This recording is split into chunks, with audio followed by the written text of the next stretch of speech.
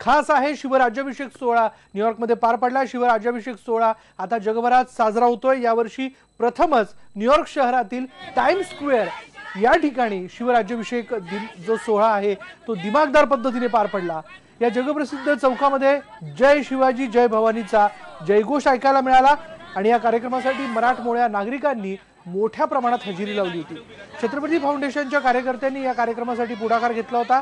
भारतीय संस्कृतीचा झेंडा जगभर पोहोचवणं हा या फाउंडेशनचा उद्देश आहे। हे फाउंडेशन स्थापन करण्यापाठीमागचा हा उद्देश असल्याचं कळतंय।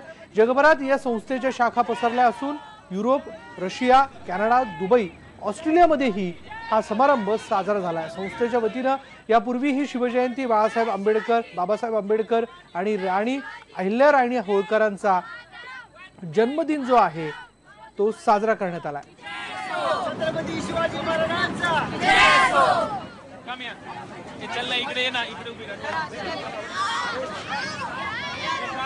ही दृश्य आपण बघतोय ही न्यूयॉर्क मधली आहे। न्यूयॉर्कच्या टाइम्स स्क्वेअर चौकामध्ये शिवराज्याभिषेक सोहळा पार पडलेला आहे। जय भवानी जय शिवाजीचा जयघोष त्या ठिकाणी करण्यात आला।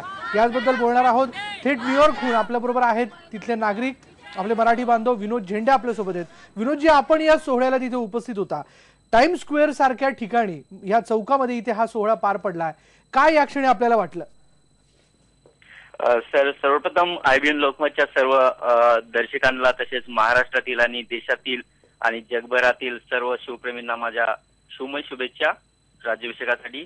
आणि सर, या ठिकाणी आम्ही ऍक्च्युली सर्व मराठी मुलं तसेच तसेच प्रत्येक स्टेट मधील मुलं वगैरे सर्व आम्ही जमलो आणि राज्याभिषेक आम्ही केला तिथे टाइम्स स्क्वेअर न्यूयॉर्क वरती। आणि याच्यासाठी महाराष्ट्रातील तरुण नव्हे तर सर्व देशातील आणि सर्व मुलं मुली, college student, IT professional, doctor असे सर्व लोक या कार्यक्रमासाठी उपस्थित होते। तसं आपण बघतोच की रायगडावरती नुकताच तिथीनुसार शिवराज्याभिषेक सोहळा पार पडला, पण ज्यावेळी आपण इथे हा शिवराज्याभिषेक सोहळा साजरा करत होता, पार पडत होतात, काय म्हणजे आपण रिलेट केलं, काही आठवलं आपल्याला?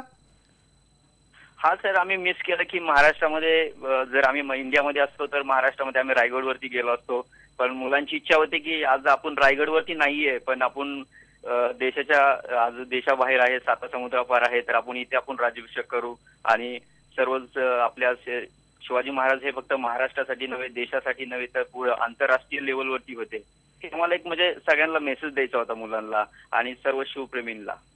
विनोदजी, एक क्युरिओसिटी म्हणून विचारतो, ज्यावेळेस हा सोहळा आपण तिथे साजरा करत होता, अर्थात तिथल्या नागरिकांनीही आपल्याला विचारलं असणार की हे काय, त्यांच्याही मनात याबद्दल उत्सुकता आपल्याला दिसली?